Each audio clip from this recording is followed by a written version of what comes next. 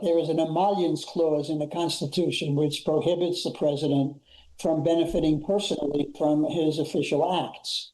If this ain't it, I don't know what an emollient is.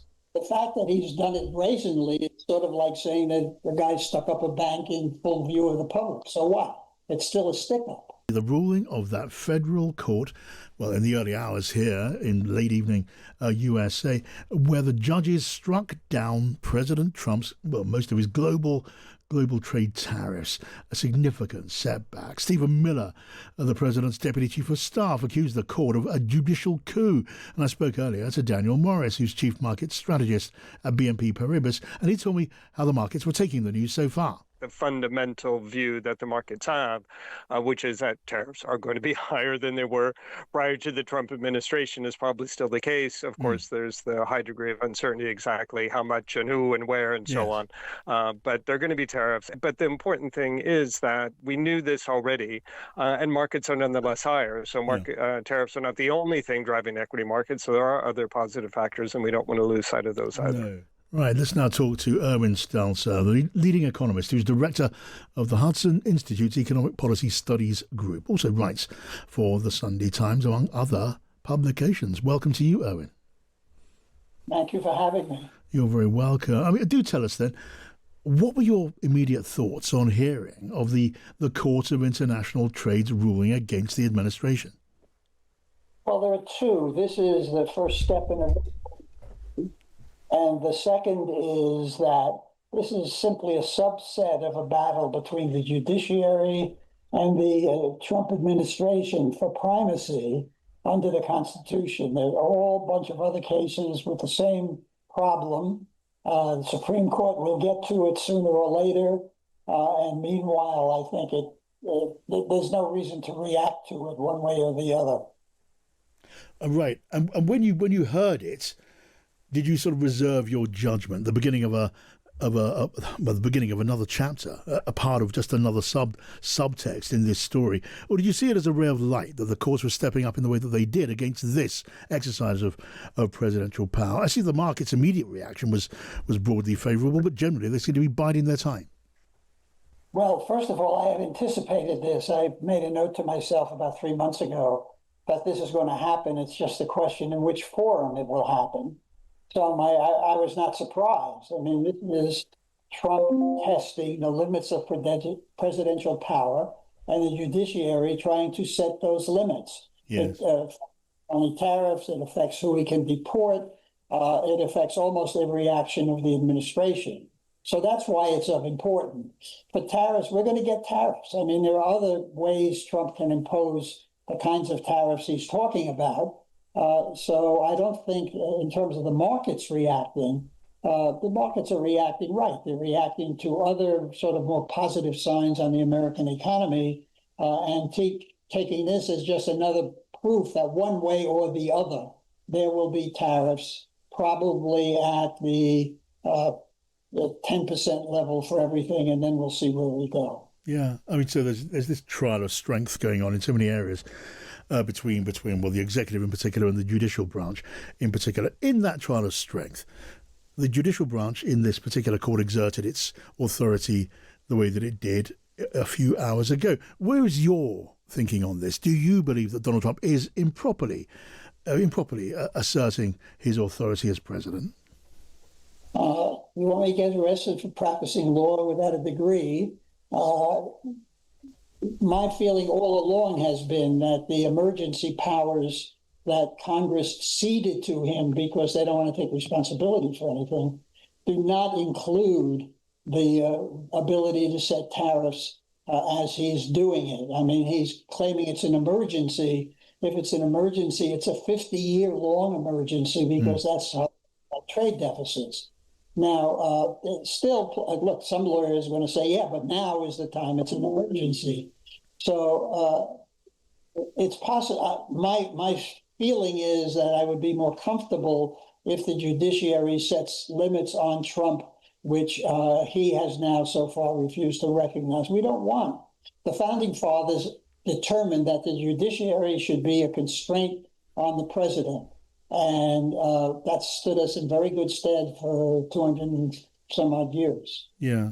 So look, so in that aspect of this test of strength, you stand with the Constitution. And as an economist, your views on that. I read your recent piece, and you argued, didn't you, that President Trump wasn't just testing the limits of his power against the judicial branch of government. He was testing his power against the principle of market economics, free market economics. Do tell us more about that.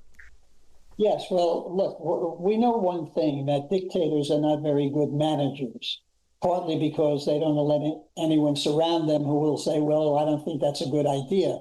Trump has Secretary of the Treasury Bessent sitting there next to him saying, Mr. President, I don't think you want to do that.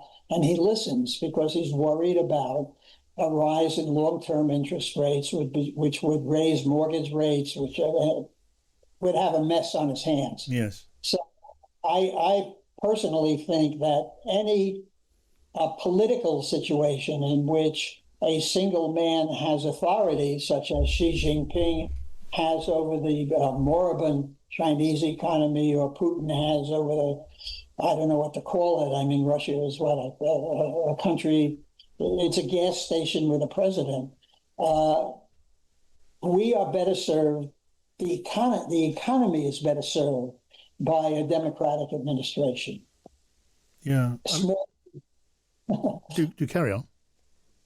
I said small d Democratic. Small indeed. I hadn't immediately imagined you were endorsing the Democrat Party of the United States. You, Irwin, you met Margaret Thatcher. You knew Margaret Thatcher. You'll remember that Margaret Thatcher famously said, "You can't buck the market." And if under that heading of market we include public opinion and opinion polls and the views of elected officials who want to be re-elected, do you guess we're going to see President Trump forced to retreat on various fronts from his mission to rewrite the rules of the Constitution and of capitalism? Well, certainly the polls show that his approval rating, which was, I think, 52% when he took office and is now 45%,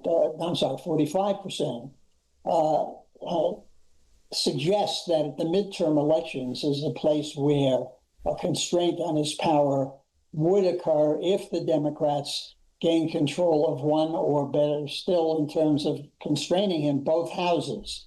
Then he would have very little room to move, which is why he's moving so fast now. He knows that. Mm.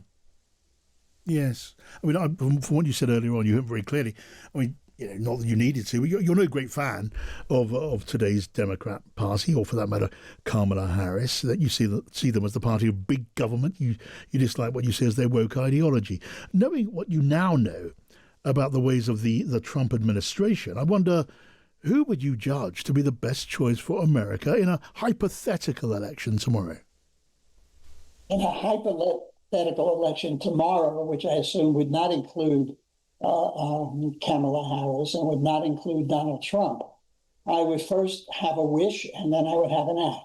My wish would be that both parties would somehow cede control to centrists, a traditional conservative on the Republican side and a traditional liberal in the American sense on the Democratic side. Yes. I would listen and see. I'm not going to get that. I don't think the Democrats are prepared to do anything other than go with Vance, who is probably Trump on steroids. Yes. I would say, faced with that, I would be, or if it were football season, I would probably stay home and watch television. Okay. Yeah. All right. Yeah. I don't know is my answer.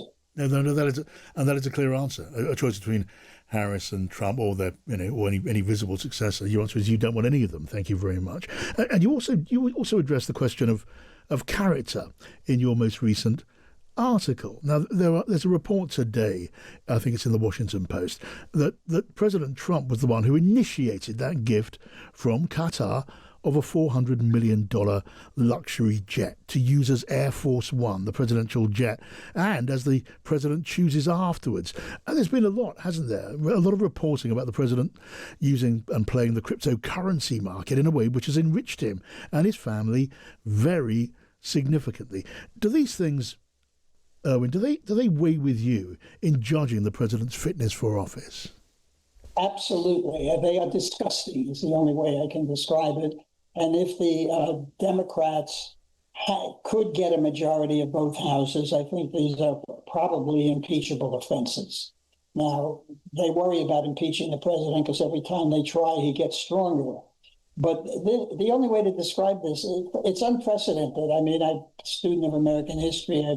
I've seen scandals before, but I've never seen anything on this scale, this overt, this disgusting, involving this many family members, and having now his chief negotiator's son go into the crypto business and be touring the Middle East for capital. It's a really awful subsuming of the national interest to personal profit. It's awful, which I like a lot of the things Trump is doing, and certainly closing the borders is one of them, and getting rid of DEI and biologic men on women's swim teams and stuff. That's good stuff.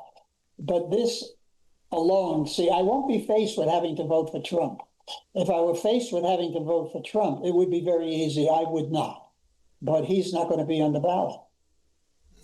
Yes. It's so interesting, I would say, he's speaking this way, a prominent and long-standing conservative as you are. And on this question of propriety, you describe the actions of the president so far as being, in your view, impeachable offences.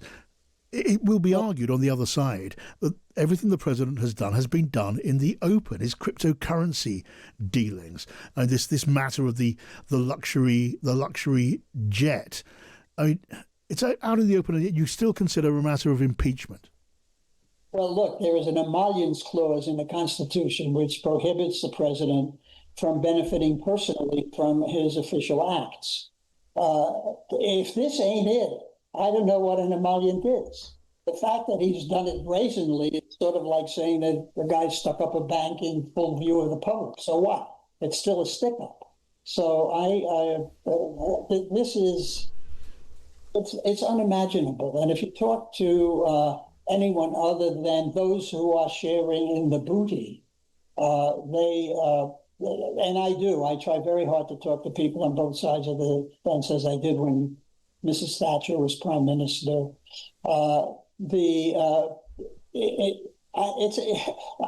It's unspeakable, and therefore I am not speaking about it anymore. It's terrible.